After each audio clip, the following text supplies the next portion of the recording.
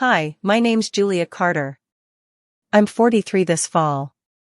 That feels strange to say out loud, like I blinked one day in my 20s and then just kept blinking until 2 decades slipped by. I grew up in a small town called Millhaven, tucked along the edge of Lake Erie in Ohio. It's one of those places where people still mow their lawns in perfect diagonal lines and the corner diner serves the same peach pie recipe they've used since 1973. The kind of town that loves tradition more than change. I used to love it too. Or maybe I just loved the idea of it. Hard to tell, looking back.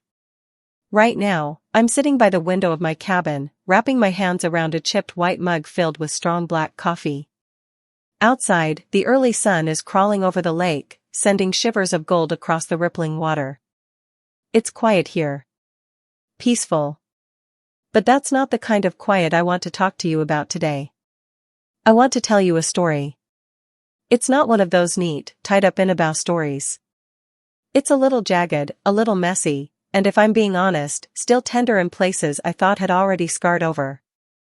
It's about going home after 20 years wearing the same uniform, only to realize that sometimes the biggest wars are waiting for you in your own living room.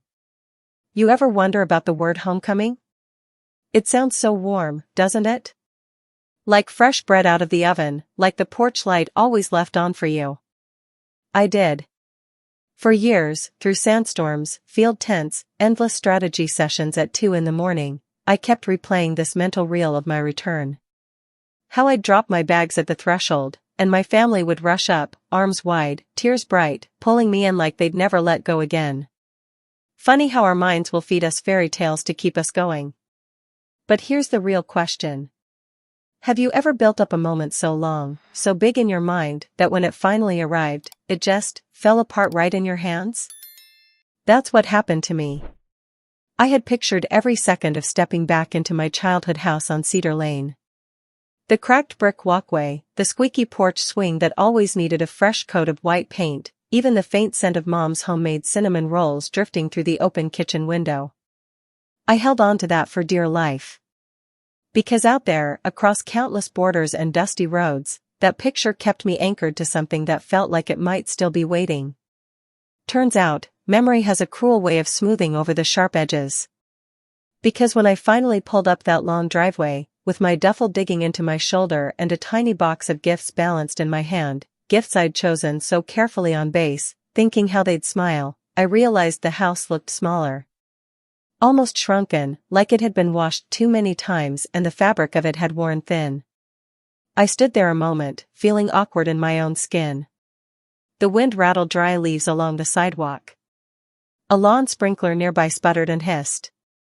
I told myself to stop being ridiculous. That I was home. That I belonged here.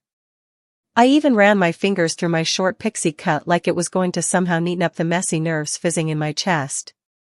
But then the door opened.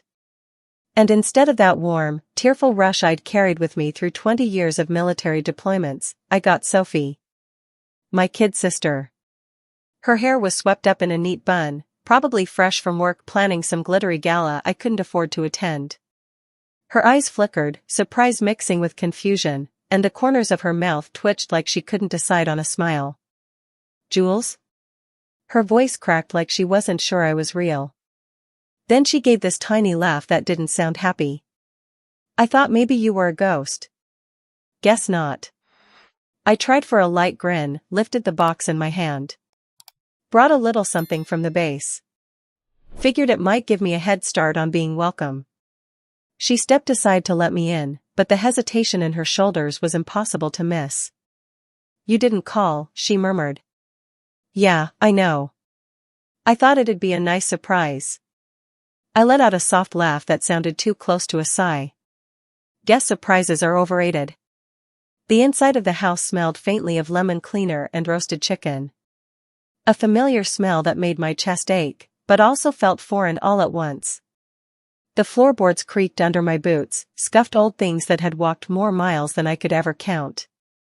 I spotted a new console table by the entryway, decorated with polished stones and an oversized photo of Sophie and her fiancé smiling on a boat somewhere bright and expensive. Funny how life just goes on. Without you. If you've stayed with me this far, I hope you'll drop a comment, even just a one. Tell me if you've ever walked back into a room you once fit perfectly in, only to realize it was never shaped for you at all. Or maybe hit like, so I know these words are reaching someone who needs them. Because this story?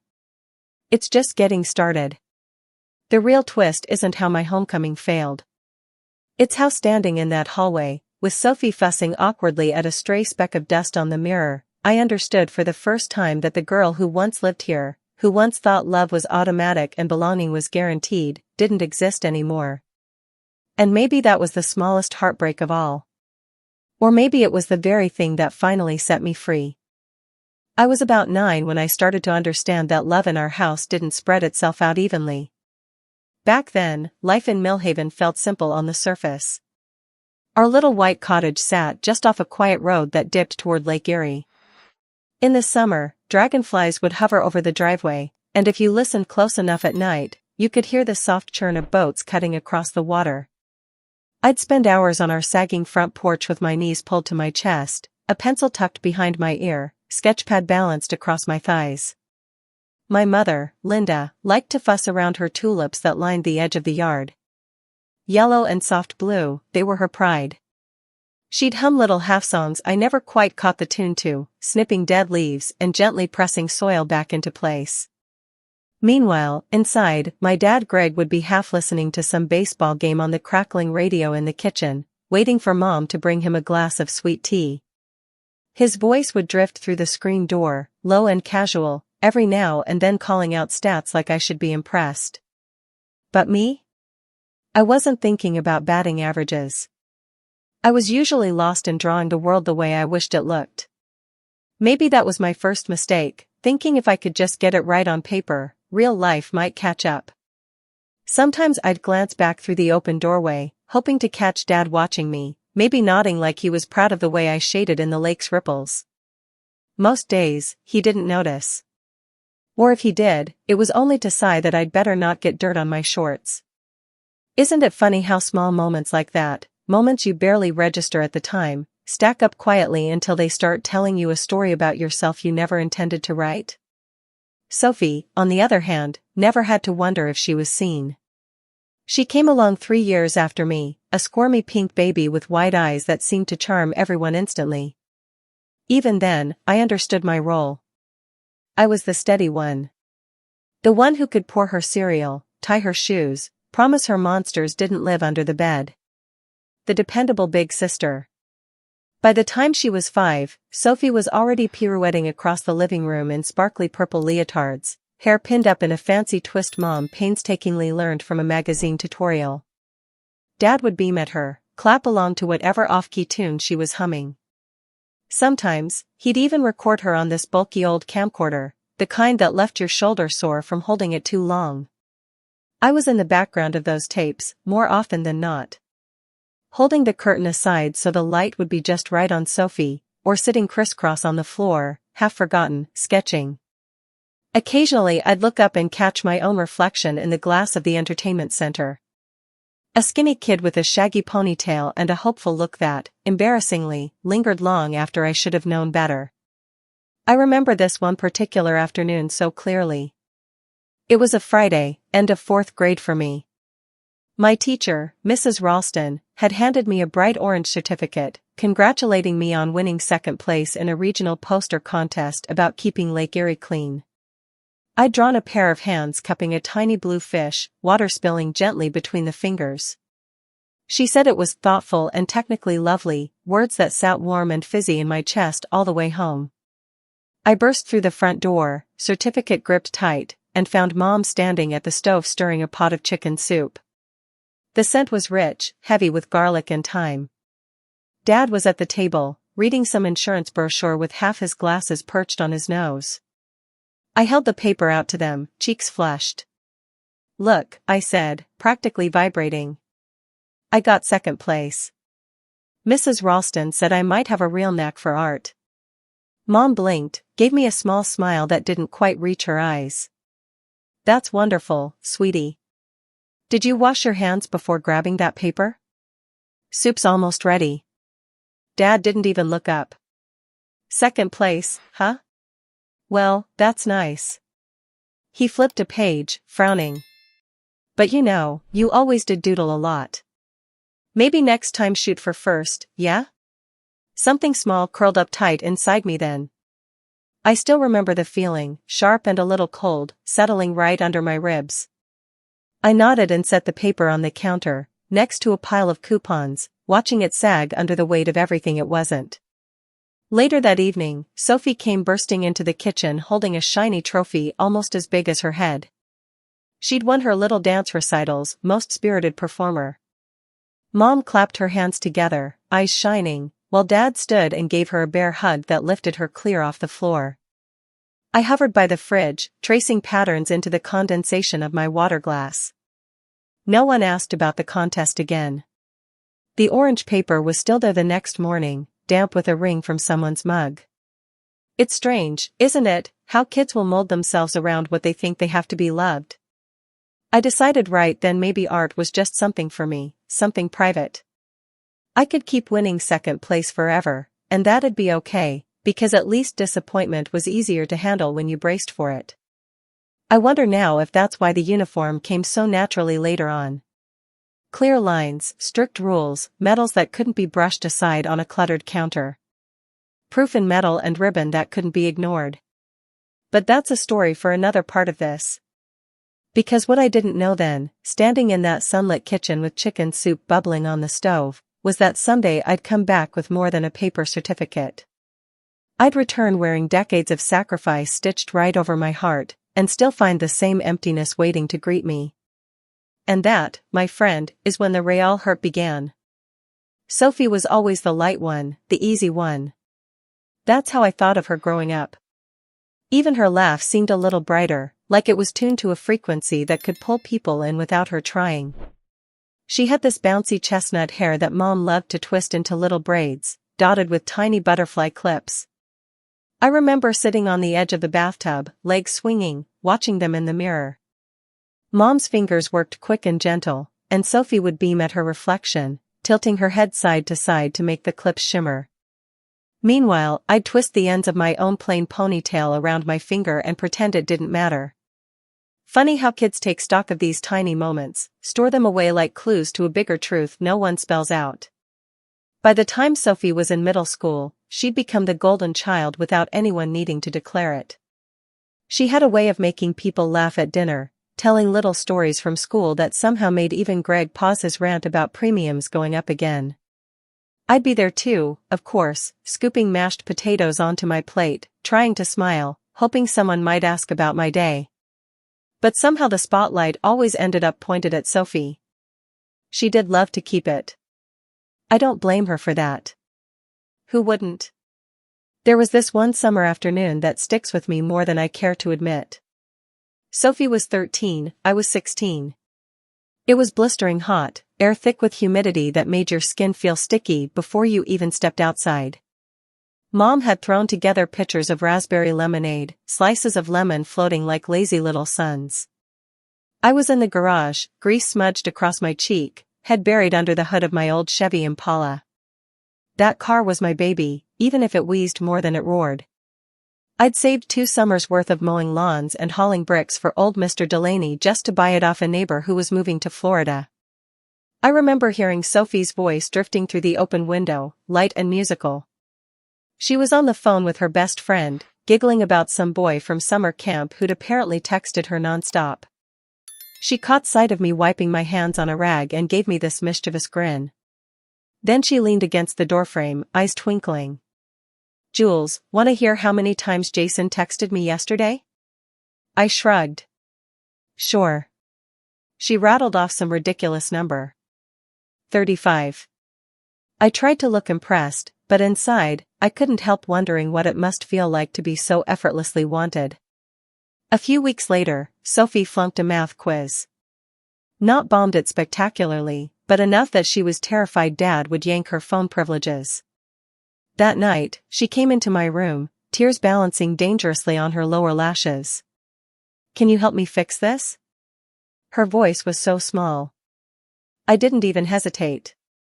I stayed up with her half the night going over fractions until she could rattle off mixed numbers like song lyrics. The next morning, I even covered for her when Dad asked why the porch light was still on at 2 a.m. She squeezed my hand under the table, that same hopeful spark lighting up her face. "Thanks, Jules. You're the best sister ever." And you know what? I believed it. I held on to that tiny moment of validation like it was a rare coin. I spent so many years thinking it was my job to make sure Sophie's life was smooth. When she forgot her lunch in 8th grade, I biked it over 3 miles in the rain. When she got dumped before junior prom, I sat cross-legged on her bed all night, painting her toenails navy blue while she cried. I told myself that was what love looked like. Doing the hard work in the background so someone else could shine. But here's the kicker. When I left for the army at 18, it was Sophie who cried the hardest at the bus station. She clung to me so tight my ribs ached, whispering, "Please come back, okay?" I promised her I would.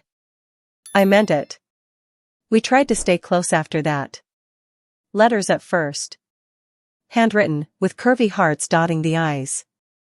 Then emails, quick little blurbs about college classes, parties, guys who didn't matter. Over time, her replies came slower. I told myself it was normal. Life pulls you in different directions. I used to scroll through her Instagram when I could get a signal overseas, watching her glow in rooftop bars, in sun-drenched selfies from Mykonos or Prague. Sometimes it felt like she was living 100 lives I'd never touch. She'd tag me in silly memes from time to time, with a caption like "Miss you, soldier lady," and for a second, I'd smile. But it always faded fast. Because underneath, I think we both knew we weren't walking parallel roads anymore.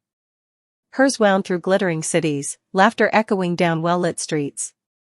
Mine cut through dust storms, briefing rooms that smelled like burnt coffee and fear, tents where we stacked our rifles within arm's reach of our beds. I guess I hoped that when I finally came home, after 20 years, we'd find our way back. That she'd throw her arms around me on the porch like she used to at the bus station. But memory can be a dangerous thing. It lets you rewrite history into something softer than it was. And that's how you end up standing in your childhood foyer, duffel on your shoulder, while your little sister blinks at you like she's seeing an old neighbor, not the person who once stayed up all night so she wouldn't fail 8th grade math. Strange, isn't it? How family can be both the cradle and the knife. That was the first cut. I didn't even realize it had drawn blood yet. Not until later. But we'll get to that soon. It was late September when I finally stepped out of that rideshare car onto the familiar cracked pavement of Cedar Lane. 20 years in the service had somehow gone by in a blink and a crawl all at once. I was 43, my knees popped when I stood up too fast, and I could still field strip a rifle in under 60 seconds. But none of that prepared me for the sight of my old house staring back at me, looking smaller, more faded than any memory I'd held on to. I paused at the curb, shifting the weight of my duffel on my shoulder. The driver gave me a quick nod and pulled away, tires crunching over stray acorns. Just like that, I was alone. In my other hand, I held a small cardboard box, taped neatly at the edges. Inside were gifts I'd picked out over my last posting in Germany. A set of dark roast beans from a tiny cafe near the base for Mom. A sleek pen engraved with my unit's insignia for Dad. I'd wrapped them carefully in crumpled tissue paper, like somehow that would protect them from disappointment. The air smelled sharp, almost sweet, with the last of the lake breeze carrying a whisper of wet leaves.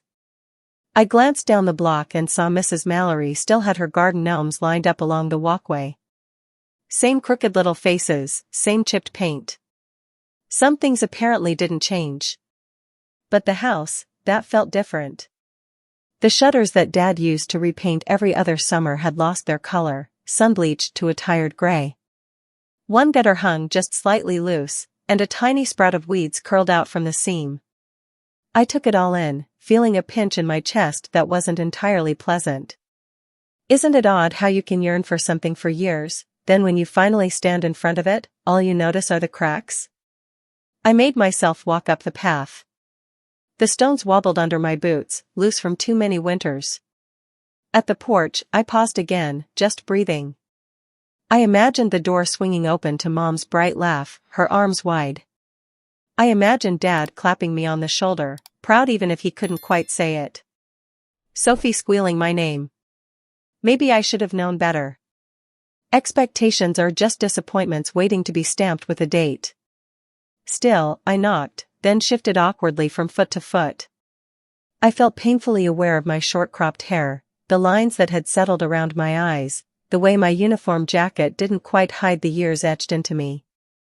A moment later, the door eased open, and there was Sophie. Her hair was pinned in a sleek twist, her makeup done in soft neutrals that made her look polished, almost fragile. Her eyes darted to the duffel at my side, then back to my face. "Julia?" Her voice cracked, like maybe she'd forgotten how my name felt in her mouth. I half expected her to step forward, close the distance. But she stayed planted, one hand gripping the edge of the door. "Hey, sophomore." I tried to smile. Didn't think I needed an invitation to come home. She blinked fast, cheeks flushing. "No, of course not. It's just, you didn't call." I lifted the little box between us. "Wanted it to be a surprise." She nodded stiffly, then stepped aside so I could come in. The hallway smelled of something faintly citrusy, maybe floor cleaner, layered over a richer aroma that reminded me of rosemary chicken. My stomach twisted. I hadn't realized how hungry I was, not just for food, but for warmth. For belonging. Inside, nothing looked quite how I'd left it. There was a new mirror on the wall, framed in some ornate brushed gold. A console table stood beneath it, lined with delicate glass bowls and a framed photo of Sophie and a man I didn't recognize, both of them holding champagne flutes on what looked like a yacht. I swallowed down 1,000 small questions. Maybe she'd tell me over dinner. Maybe we'd laugh, catch up, slip into old rhythms. But when I stepped into the kitchen, the dream wobbled. Mom stood by the stove, stirring a pot, her back stiff. Dad leaned against the counter, scrolling through something on his phone, glasses perched low on his nose. The TV was on in the living room beyond, some cooking show droning softly. They both looked up at once. The moment hung there, awkward and heavy. No quick steps forward, no arms thrown around me.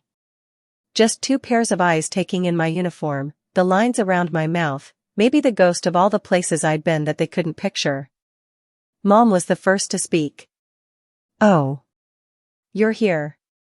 Her tone was flat, more surprise than welcome. "Yeah." I tried to sound cheerful, gesturing with the box. "Brought a little something from Europe. Thought you might like it." Dad cleared his throat, set his phone down. "You just get back?" "Last month." He nodded once, curt. "You didn't bring much." "Where's your car?" Mom piped up, wiping her hands on a dish towel. My breath caught. "My Chevy? The Impala?" They exchanged a glance that was almost guilty. Dad shifted his weight. "Sold it last spring. We needed the garage space." My mouth went dry. That car was in my name. It was in our house. Dad's voice grew firmer, like he was laying out the final say. "We figured you wouldn't need it anymore." 100 retorts tangled on my tongue. Did the money pay for Sophie's wedding? Another trip to Italy? But I bit it all back. My shoulders squared on instinct, the same way they did during tense debriefings. I turned toward the dining room, eyes stinging. The table was set for 4. I wondered if that meant they expected me or if it was just habit. In that moment, I realized something that hit harder than any firefight ever had. I was standing in the same kitchen I'd once tiptoed through in my socks, hoping for an extra cookie, but it wasn't my place anymore. Maybe it never really had been. And trust me, that was just the start. Walking farther into the kitchen felt almost like trespassing. Isn't that strange? To stand in the same room where you once learned to read a measuring cup, or scraped your knees running circles around the table, and still feel like you're intruding? Mom, Linda, hovered by the stove, stirring something that smelled faintly like rosemary and butter. Her hair was shorter than I remembered, cut into a neat bob streaked through with gray. She wore a pale blue cardigan buttoned all the way up, even though it was warm inside. Her face pinched slightly when she saw me studying her. Beside her, Dad leaned against the island, phone in one hand, reading glasses perched low on his nose. A half-drunk glass of white wine sat near his elbow, a faint ring of condensation pooling underneath. He looked up, gave me a single nod. Almost like we were acquaintances running into each other at a hardware store. The TV in the living room droned on about stocks or maybe property taxes. I couldn't quite tell. Every now and then, a burst of artificial laughter floated out, jarring in the heavy quiet of this kitchen. I tried to lighten it. So what's cooking? Smells nice. Linda adjusted her grip on the wooden spoon, kept her eyes on the simmering pot. Just some lemon chicken. Sophie's favorite. She'll be down in a minute. It was a harmless enough comment, but it settled oddly. Like I'd walked in on a dinner not meant for me. Maybe I had. I set my little gift box on the counter, hoping that might shift something.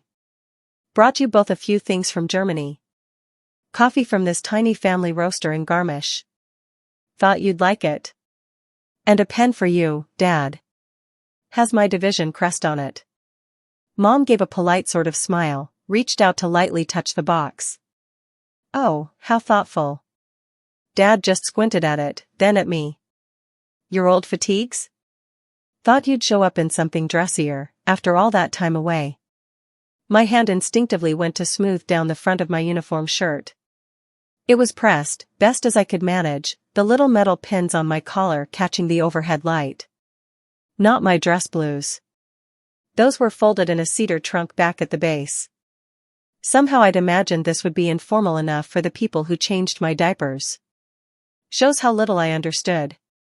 Didn't think I needed to impress anyone here. I tried for a chuckle, but it sounded thin even to me. Dad didn't laugh. He set down his phone with exaggerated care. Julia, no one's saying we're not glad you're safe. But you always did have a habit of making things bigger than they needed to be. My mouth went dry. For a second, I thought about all the times I'd made life small on purpose. Playing it down, staying quiet, letting my dreams fold into more manageable sizes. Just so no one would accuse me of taking up too much room. Before I could answer, Sophie bounced down the stairs, all soft perfume and silver earrings that caught the kitchen light. She grinned a little too brightly when she saw me, gave my arm a quick squeeze. I'm so glad you're here. We set the table for 4. Just like old times. Just like old times. I almost laughed. I don't remember the old times feeling quite this polite. We sat down, the 4 of us. Plates clinked, forks scraped. Mom served the chicken onto heavy cream-colored dishes that matched the wallpaper. I noticed hers shook slightly as she ladled out the sauce. Dad poured more wine for himself, filled Sophie's glass halfway, didn't bother to ask if I wanted any. Conversation drifted towards safe topics. Some neighbor's daughter got engaged. The old corner market finally closed. A new strip mall was going in by the highway. I nodded, made the appropriate noises. The entire time, my ears strained for something else. Anything that sounded like, tell us about your life, Julia. What's it like where you've been? Are you proud of what you've done? That didn't come. Sophie tried. She pulled out her phone to show pictures of her last trip to Barcelona, her boyfriend's grin wide against a backdrop of bright graffiti. I smiled, genuinely happy she got to see the world without body armor or convoy schedules. When she asked if I'd ever been, I shook my head. Closest I'd come was rerouting a shipment of med supplies through Spain. Not exactly the same. Dad jumped in then. You know, Julia, if you'd gone into finance like I suggested back in high school, you could be traveling like that every summer. Or better. A beat of silence. I studied the faint scratches in my fork. Maybe. I ended up overseeing logistics in combat zones instead. Linda spoke up, too breezy. Well, you always did pick the hard road. I'm not sure why, but that's your choice. It hit me then, like finding yourself outside without a jacket on a windy day. Cold and sudden. They still didn't see it. Not the deployments, not the years spent stitching other people's futures together in places they couldn't find on a map. It all sounded like inconveniences to them, curiosities best left unmentioned. I pushed my plate back, appetite gone. A tiny thread of thought wound its way through me, tight and uncomfortable. Maybe it wasn't that they failed to understand. Maybe it was that they didn't want to. And if that was true, what did it mean for the years I spent trying to be someone worth inviting home? Sophie reached for my hand then, her thumb brushing lightly over my knuckles. "Glad you're here, Jules," she said again, a little softer this time. I squeezed back. The gesture was warm enough. But inside, I couldn't ignore how out of place I felt at this table. Like the guest who came an hour too early, standing awkwardly by the door, waiting for someone to tell her where to hang her coat. And trust me, this awkward little dinner was just the tip of what was coming. The real fracture, the one that would finally split the floor under all of us, was still waiting around the next bend. After dinner, I found myself drifting toward the back hallway almost on instinct, my boots making soft thuds on the old oak floors. The hallway smelled faintly of lavender cleaner mixed with something like stale wood. At the end was the door to the garage. I don't know what exactly pulled me there. Maybe the same stubborn hope that's always gotten me into trouble. For years, whenever I closed my eyes on the other side of the world, I pictured this house exactly the same. I'd let myself imagine the Impala sitting right there in the dark, safe under a dusty drop cloth, waiting for me like a loyal dog. That old Chevy was the first truly mine thing I ever had. Bought it at 16, after a summer of grueling work scraping paint off lake cottages and hauling stones for people who barely remembered to pay on time. Dad helped me rebuild half the engine. Back then, those weekends under the hood were the closest we ever came to understanding each other. So yeah, maybe I thought the car meant something more than it did. Or maybe I just needed to believe it did. I pulled the door open, heart climbing into my throat. The overhead light flickered on with a tired hum. But instead of the familiar slope of the Impala's cream hood, there was nothing. Just an empty stretch of oil-stained concrete. A couple of cardboard boxes stacked against the far wall. A red metal shelf with old cans of paint and a few dried-out brushes. I stood there for a second, not moving, letting it sink in. You ever have one of those moments where the world sort of tilts, like you stepped off a curb you didn't know was there? My voice sounded small, even to me. "Where's my car?" The question hung in the dim air. A beat later, Dad appeared behind me, leaning against the doorframe like he had all the time in the world. "Oh. That. We sold it last spring." I turned to stare at him. "You what?" He shrugged, like we were talking about tossing out a broken lamp. "Needed space in here. Place was getting cluttered." My jaw clenched. "That Chevy was in my name, Dad." He gave this tiny snort, almost amused. "Julia, it was in our garage. We figured you wouldn't exactly be driving it anytime soon." Mom peeked around the corner then, drying her hands on a floral dish towel. Her expression was careful, eyes darting between us. "We didn't think it mattered. You were gone so long, sweetheart." Gone. I rolled that word over in my head. Like I'd taken a vacation that ran a little past schedule. Not 20 years of deployments, months spent in places where we had to paint over windows with black tape and sleep with our boots on. Not the kind of gone that changes your entire wiring. I stepped farther into the empty garage. My boots crunched on a stray piece of gravel. The wall seemed to press in. I pictured the Impala there, the way it used to look when I'd come home on leave, covered in a fine layer of dust, but still exactly where I left it. "Why didn't you call me first? Ask me what I wanted to do?" Mom's voice was soft, almost too soft. "We didn't want to bother you with little things. You had more important things on your plate." Little things. That car had been my first real taste of freedom. My first test of responsibility. I could still remember the way my hand shook the first time I drove it down to the lake by myself, Radio blasting some corny pop song, the windows wide open so the wind tangled my hair into knots. I swallowed hard, feeling something tighten painfully behind my ribs. You could have at least told me. Dad crossed his arms over his chest. Julia, don't do this. You chose your life. Your career. You can't expect everything here to stay frozen waiting on you. It wasn't just about the car. I think he knew that. Maybe that's why he wouldn't meet my eyes. I looked back at Mom. She offered me this small, helpless shrug. As if to say, what could we do? As if to say, isn't this your fault for staying away so long? And maybe, for a flicker of a second, I believed her. That old wiring kicking in, whispering that maybe I'd been the one who abandoned them first. But then it passed. Because deep down, I knew better. I'd spent 2 decades carving out a place in the world so I could come home and feel like I'd earned it.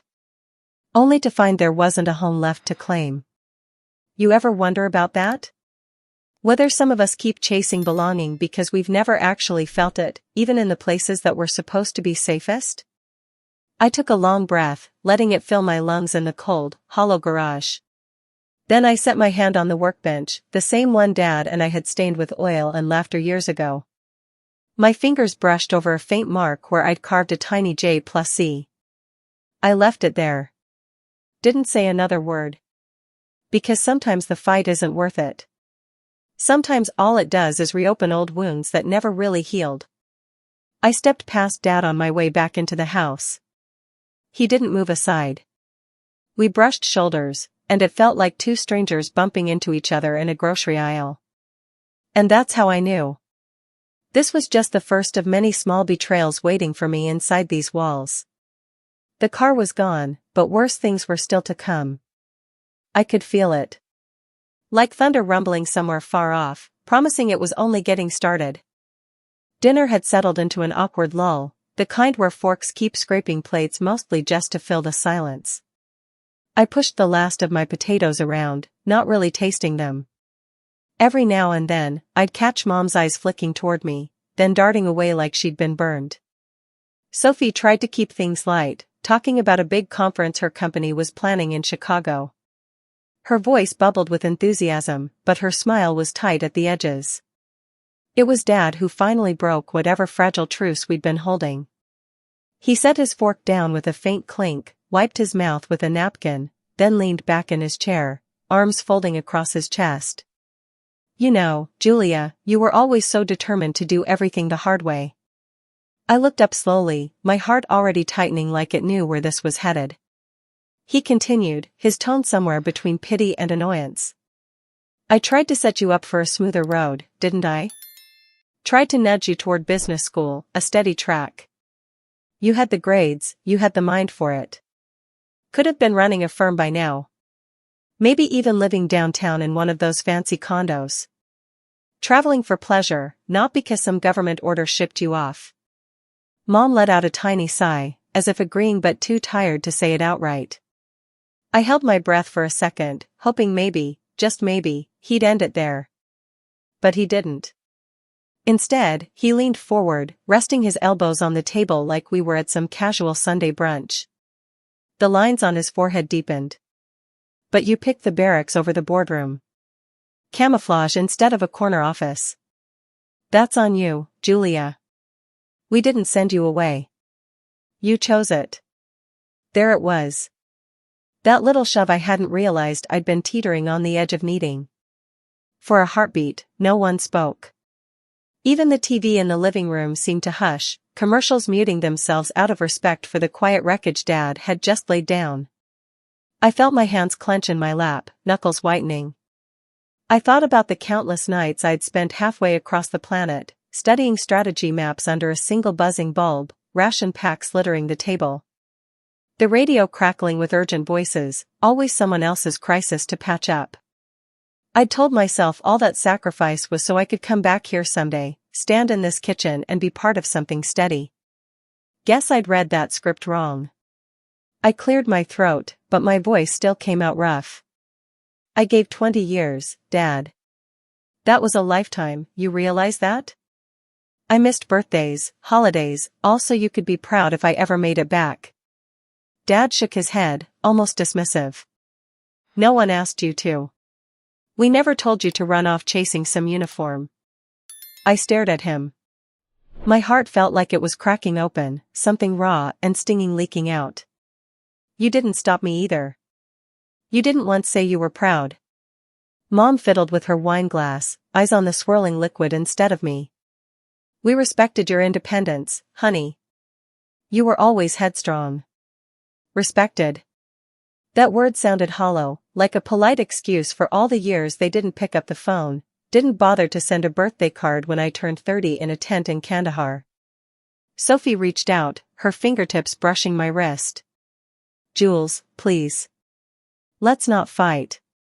You're here now. I pulled my hand away gently, trying not to let it look like a flinch. Dad gave this tired little shrug, pushed his chair back. Julia, we did our best. You chose your life.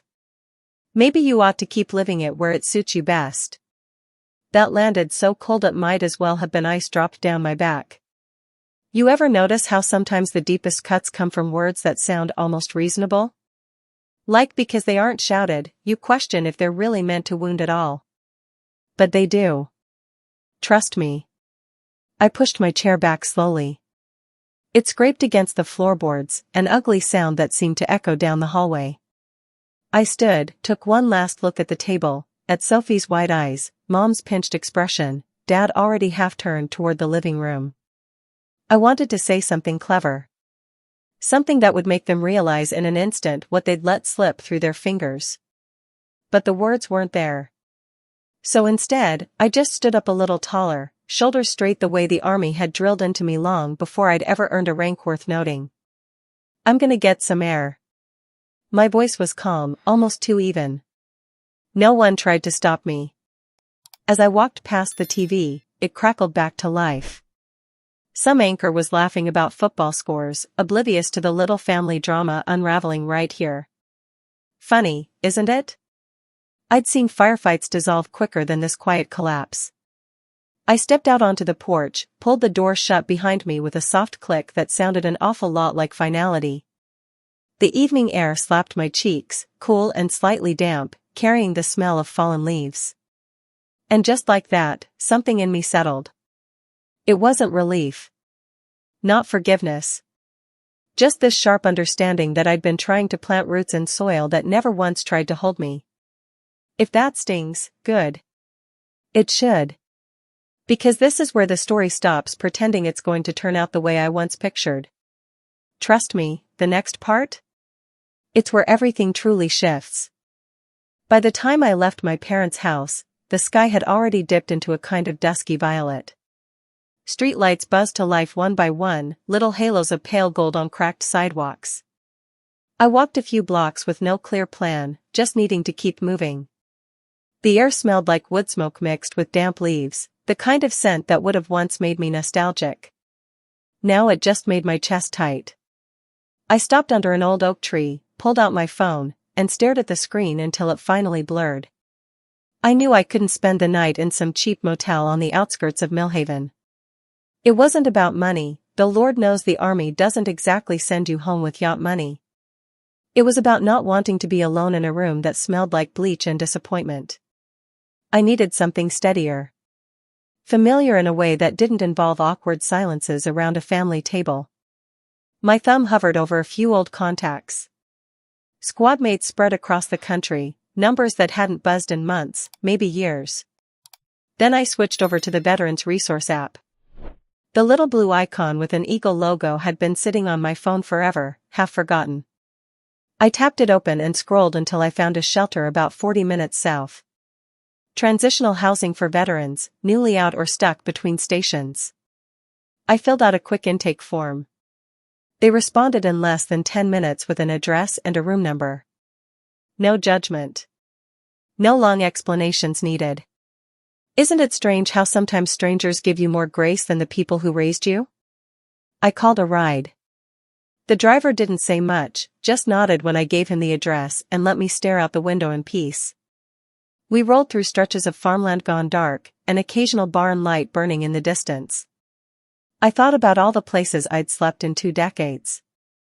Desert tents that rattled in the wind, bunks crammed so close your neighbor's breath felt like your own, even the cold metal floor of an aircraft hangar once in Bahrain.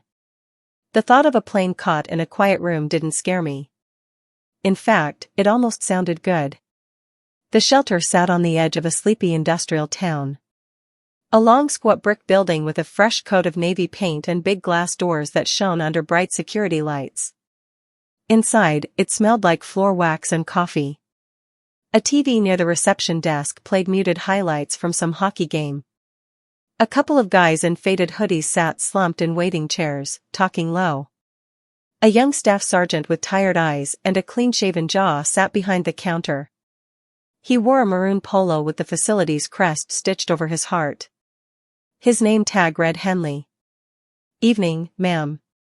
He tapped a few keys on his computer, then looked up with a faint grin. "You're Julia Carter, right?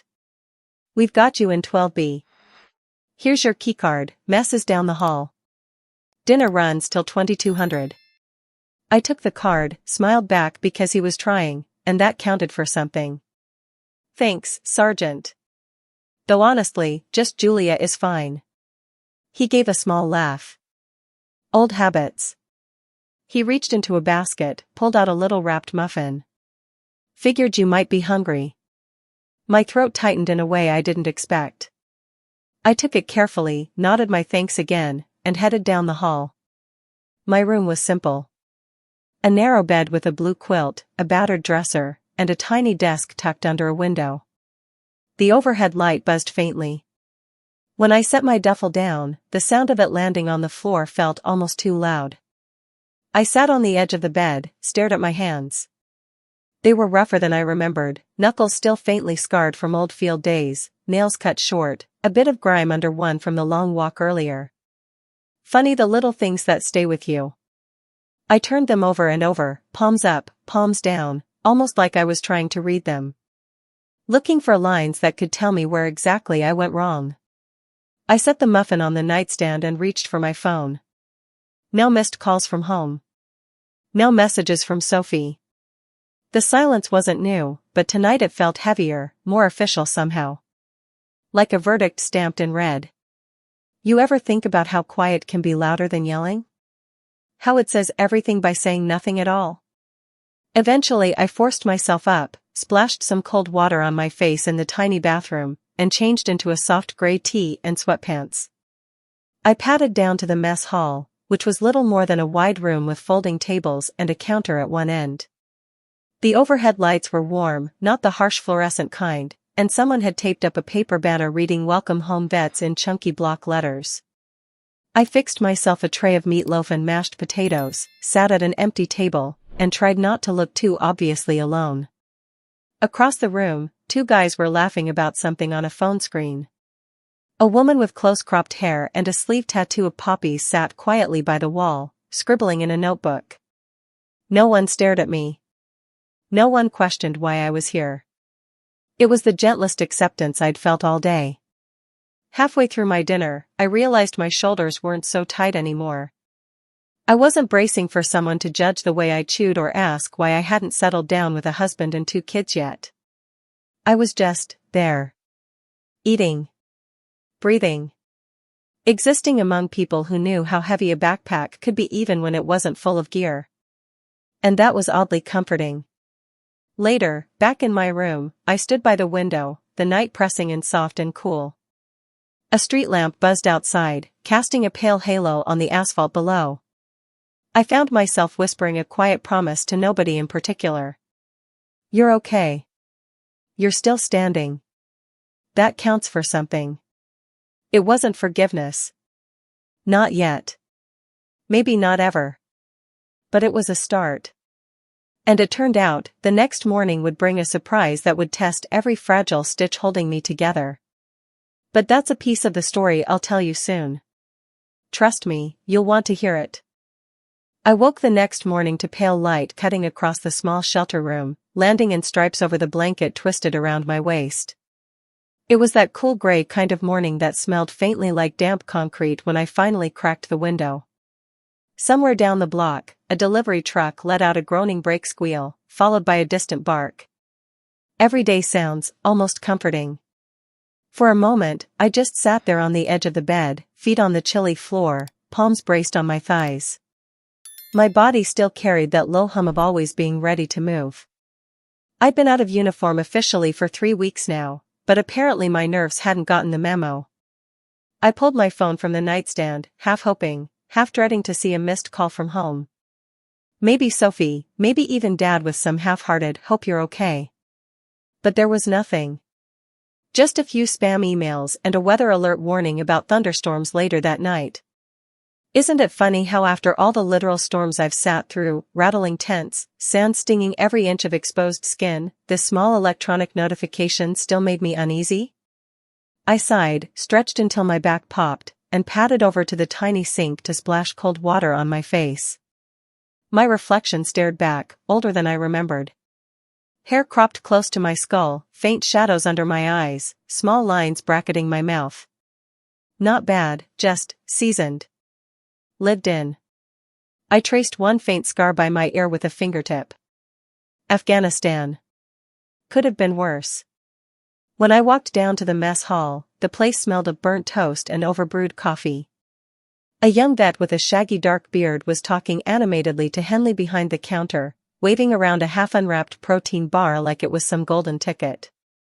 I poured myself a mug of coffee, then found a quiet corner by the window. Outside, the street was wet from a light drizzle that must have come and gone while I was still tangled in sleep. I checked my phone again, more habit than hope. That's when I saw it. An email with a sender address that stopped me cold. It was one of those secure .mil extensions, the kind you don't see unless something serious is brewing. The subject line simply read, "Confidential, National Recognition Initiative." My stomach dipped. I tapped it open, heart thudding in a way that felt almost embarrassing. The message wasn't long. A lot of formal phrasing, references to joint command councils and advisory committees. But one line jumped out so sharply it may as well have been bolded in neon. You have been selected for distinguished national commendation. Formal presentation to be held by Executive Office under direct supervision of President Harris. My coffee sloshed onto the table, hot against my wrist, but I barely noticed. For a moment, all I could do was stare at that glowing screen, reading the words over and over until they almost lost meaning. Me. Commended. Not just by some distant superior with a handshake in a dusty conference room, but by the president. A ceremony, broadcast nationally, with my name on the teleprompter.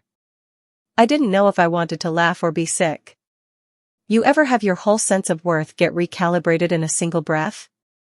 Like after decades of trying to be noticed, someone finally points at you under a blinding spotlight and says, "This one. Right here." And suddenly you're left scrambling to figure out how to feel about it. I sat there so long, phone still clutched in my hand, that Henley eventually wandered over, brows lifting.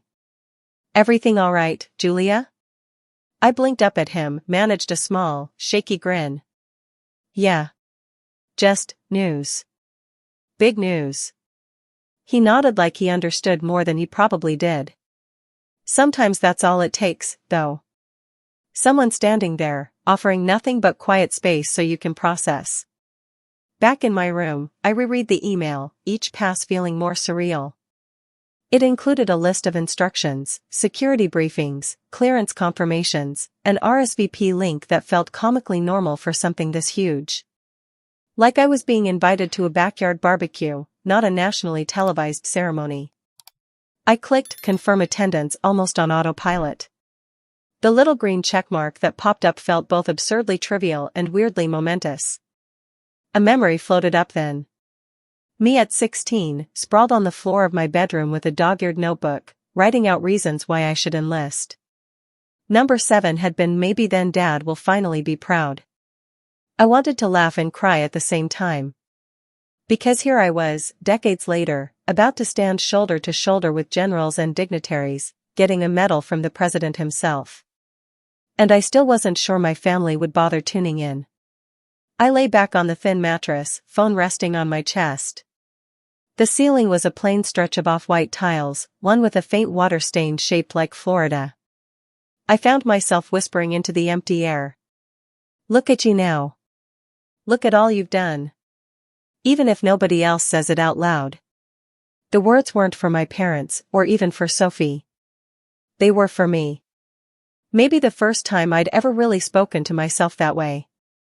It was then the phone buzzed again, and my heart jumped into my throat. Not another official message. Just a simple text. From an old friend, Tyler Brooks, a guy who'd served under me years back, now working somewhere in logistics at Norfolk. The message was short. Caught wind of your commendation. Couldn't happen to a better leader. Proud to have been in your unit. Let me know if you ever want to grab a drink. I smiled so wide it hurt. Because sometimes it's not the grand gestures, the national headlines, the fancy invitations that matter most. Sometimes it's a buddy from way back reminding you who you've always been. I tapped out a quick reply, then set the phone aside. My chest felt lighter than it had in months. Maybe years. Of course, I had no clue that in just a few days, this tiny ripple of recognition would turn into a tidal wave I couldn't control. But I promise, I'll get to that. Trust me, the way it all unravels from here? You'll want to hear every last word. The day of the ceremony came faster than I expected. 1 minute I was still double-checking that RSVP on my phone, the next I was standing in front of a full-length mirror in a dressing suite at the Capitol, trying to remember how to breathe. My formal uniform felt heavier than ever, all sharp creases and polished insignia. The 4 stars gleamed on my shoulders, absurdly bright in the overhead light. I smoothed my hand over the rows of ribbons above my chest. Each tiny square of color carried years I could never quite explain to anyone who hadn't lived it. Heat. Sand. Laughter that dissolved into gunfire. The quiet ache of writing condolence letters at 2 in the morning. I used to think these were just my burdens to haul alone. Turns out, sometimes they were also tickets to rooms like this. Tyler showed up just before we were supposed to walk out. He was in his own dress uniform, sleeves crisp, shoes shining so much they practically winked. His grin stretched wide when he saw me. Julia Carter, look at you. A damn general. He stepped closer, eyes softer now. Proud doesn't even begin to cover it. I laughed, though it came out shaky. I still feel like that sergeant with dust in her teeth half the time. You know, the one who had to duct tape the sole of her boot back on in Fallujah. He chuckled, clapped a hand on my shoulder. And still ran the whole damn convoy without losing a truck. That's who they're here for today. We shared a look then, something deeper than old war stories. More like 2 people quietly acknowledging just how far we'd crawled to stand upright in this moment. The ceremony took place on the south lawn, a sea of folding chairs lined up in perfect rows. A gentle breeze rippled across the flags. White tents stood like watchful sentinels, staffed by aides who moved briskly with earpieces and tablets. Beyond the cordoned-off section, civilians gathered with phones raised, eager for a shot of someone famous. The stage itself was modest, a simple wooden platform with a sleek podium bearing the presidential seal. It wasn't the grandeur of it that made my hands sweat.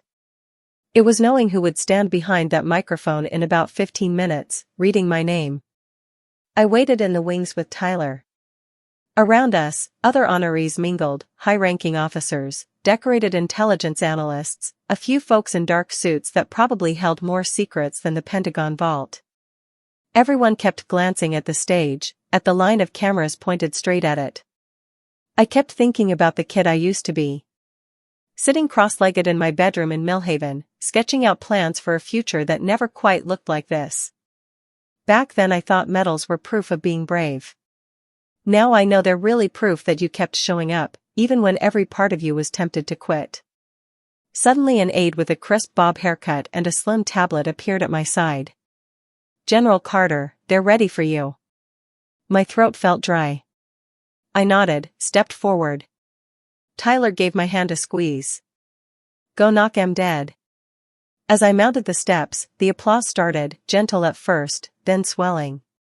It washed over me in a weird, almost out-of-body way. I kept my eyes forward, back straight. The sun glinted off a bank of camera lenses, momentarily blinding me. President Harris stood behind the podium. Up close, he looked older than the photos, hair silver at the edges, lines bracketing his eyes that suggested he'd laughed plenty but worried even more. His gaze found mine as I approached, and for one surreal instant, I thought, this man knows my story. Not the dinner table half-truths. The real one.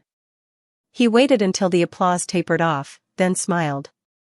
Today, we gather not just to recognize strategic brilliance or acts of valor, though those alone would merit our deepest gratitude. We gather to honor someone whose steadfast commitment to duty shaped the very course of our national security. Someone who, through decades of quiet leadership, has shown us all what resilience truly means. My name rolled out across the speakers then. Major General Julia Carter. It was oddly gentle the way he said it. Like he understood that under every title and stripe was just a person who'd spent half her life trying to prove she was worth the breath it took to say out loud. When he pinned the medal to my uniform, his hand rested briefly on my shoulder. His voice dropped low enough that only I could hear. Your country sees you, General. Thank you for never backing down. I swallowed so hard my throat clicked. Then I stepped back, turned to face the crowd, and offered a sharp salute. The applause rose again, louder this time.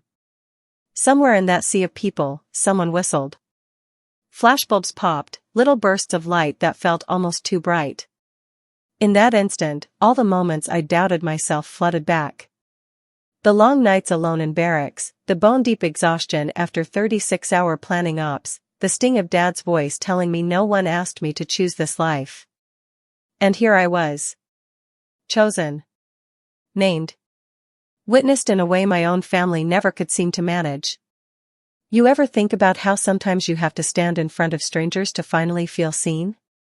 Like it takes an entire nation clapping for you before you can admit to yourself that maybe, just maybe, you've been enough all along?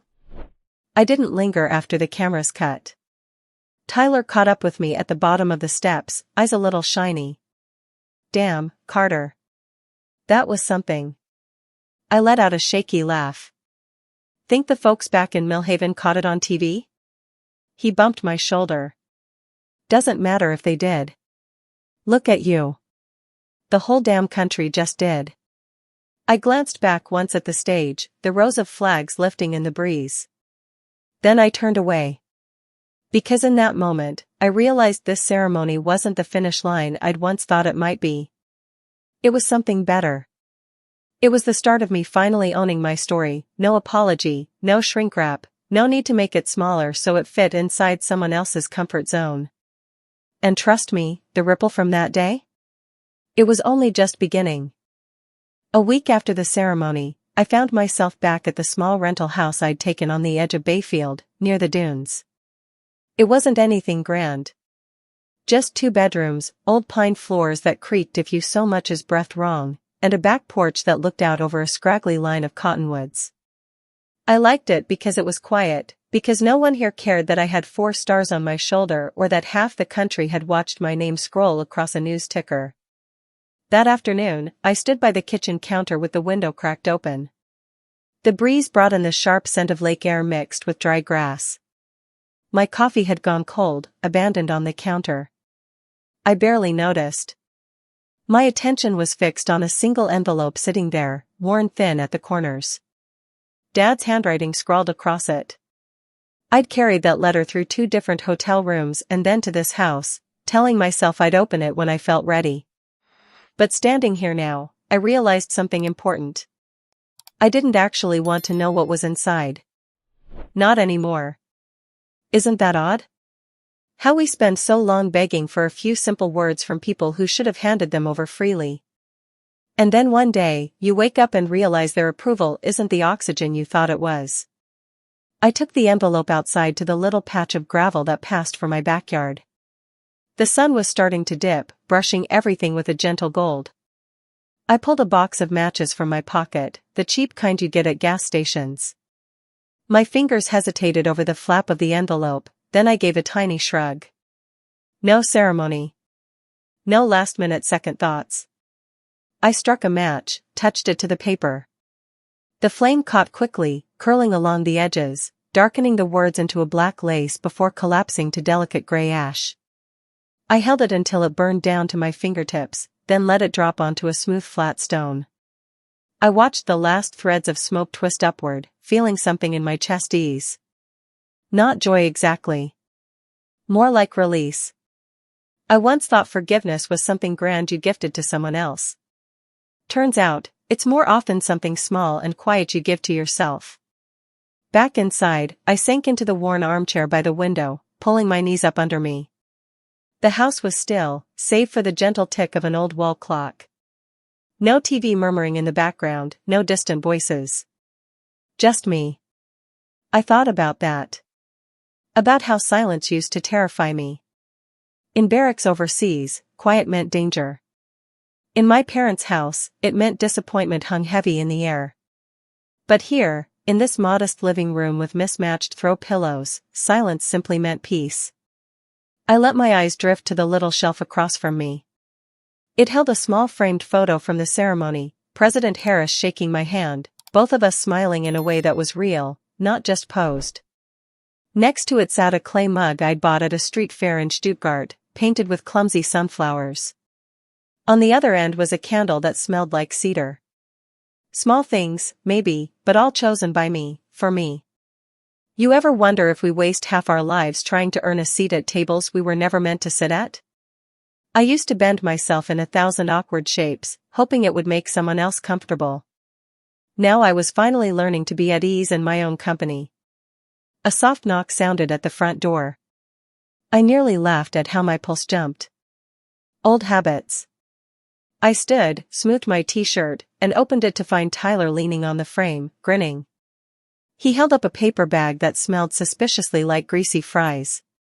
Thought I'd bring dinner. And maybe make sure you haven't moved out to the wilderness to live off berries. I stepped back to let him in, shaking my head. Come on. I'm only half feral. He dropped the bag on the coffee table and plopped onto the couch like he owned the place. A moment later he reached out, nudging the little framed photo with a knuckle. You know, I've served under a lot of brass. Most of them never made me feel like I'd follow them anywhere. But you? You always did. Ceremony or no ceremony.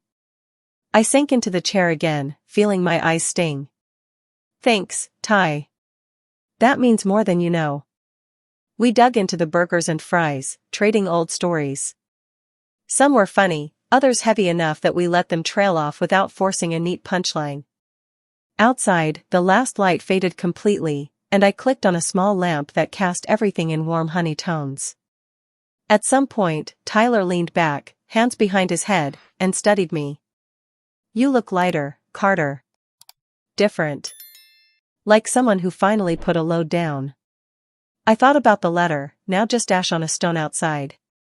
About all the years I'd waited for Dad to say he was proud, for Mom to pick up the phone on Christmas without awkward small talk.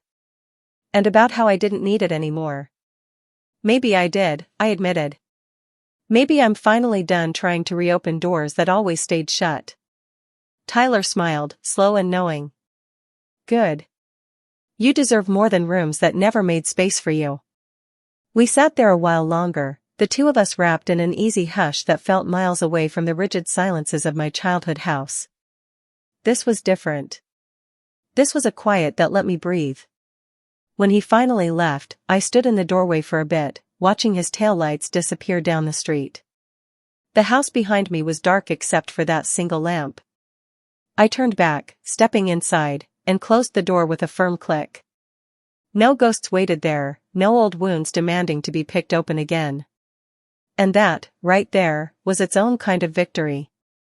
Trust me, what comes next is the part one didn't even see coming. But I'll get there. You'll want to hear how it all unfolded. I promise. It's been about 6 months since that ceremony on the Capitol lawn, the one that plastered my face across half the cable news channels for a solid week. You'd think that kind of recognition would change everything, right? But here's the truth. It doesn't magically patch up old family fractures or replace the birthdays I missed or undo the nights I spent wondering if I'd ever really belong somewhere. What it did, though, was shift something fundamental inside me. Like a subtle tilt of the floor that you don't notice at first, until you realize you're finally standing straight. Now my days have settled into a rhythm that's quieter than any life I imagined for myself back when I was 20, boot deep in dust on the outskirts of Cobble. I've got my little rental in Bayfield with its squeaky floorboards and that stubborn screen door that always sticks. I still run most mornings, logging miles on a trail that weaves along the lake. There's a small cafe I like on Maple Street with mismatched chairs and an older barista named Charlie who always forgets my name but never messes up my order. Medium drip, splash of cream, 2 sugars. Most afternoons I end up back at my worn desk, sifting through documents tied to the veteran outreach program I'm helping to shape.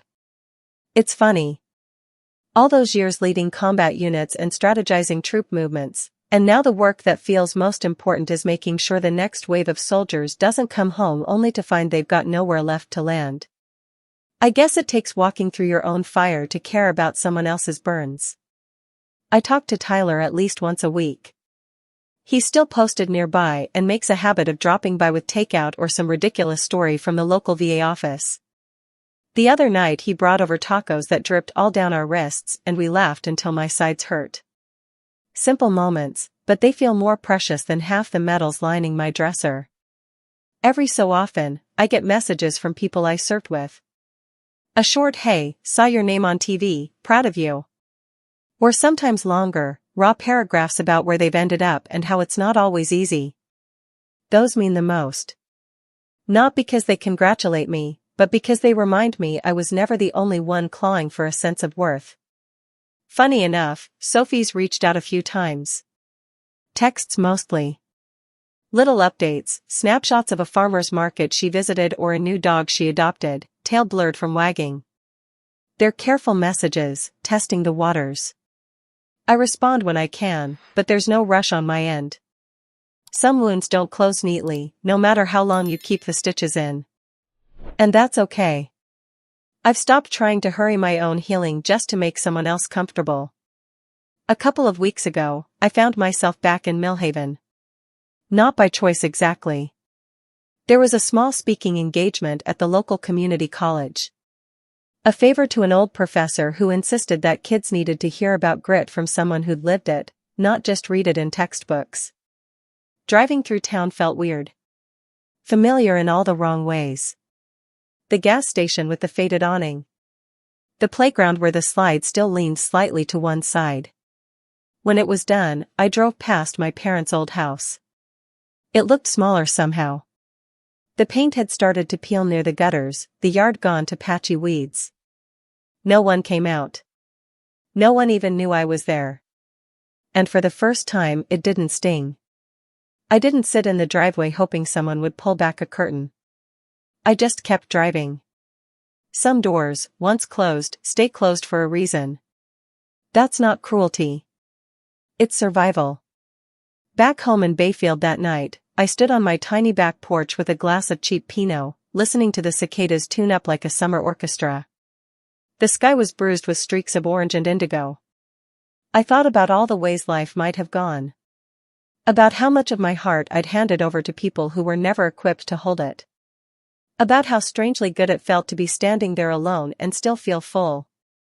You ever wonder why we measure a good life by how many people clap when we walk into a room? I used to think applause was the end goal, the proof I'd made it. Now I see it differently. It's not about filling a room. It's about finally being okay in your own skin, even if the only person there to notice is you. If you've stuck around to hear all of this, thank you.